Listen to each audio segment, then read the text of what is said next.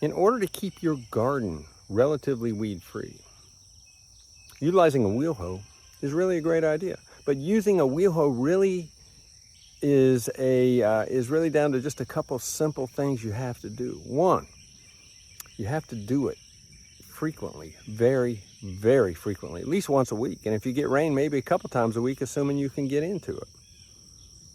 Understand that a wheel hoe doesn't go very deep in the soil. Now, the soil has what we call seeds in it, weed seeds, lots and lots and lots and lots and lots of them.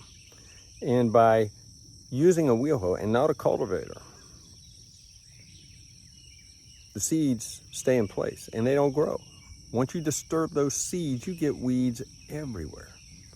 So the key to using a wheel hoe are frequent, shallow cultivation. If you do that, you'll control the weeds instead of the weeds controlling you. As you can see, it's been 1 week today, and I'm already starting to have grass and who knows what else coming up. And so if you don't disturb them, they'll lay down there for who knows how long. So using a wheel hoe, because it only penetrates the ground maybe an inch or so, it not only does a great job weeding by segregating the stems from the roots, it doesn't disturb the seeds underneath. As you can see, today we're using our Haas wheel hoe. The reason why I like to use the Haas, especially this time of year, is it's got that 12-inch oscillating blade on the back, which here with our weed pressures that we have really does a great job.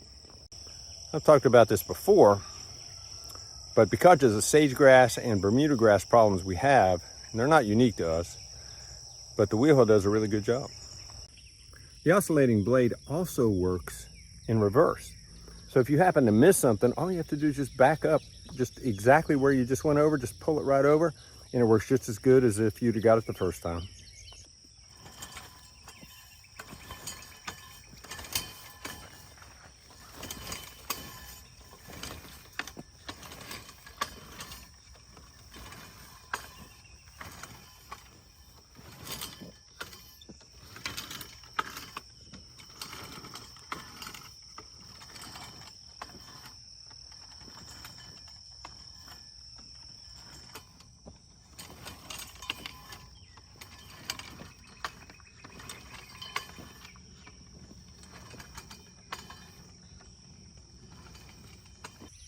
Now, there are some downsides to a wheel hoe. First of all, for instance, this morning, it's probably 8 a.m. here in the Mid-South. It's probably 80 degrees, 90% humidity. You can tell I'm sweating. Well, running a wheel hoe is a lot of work.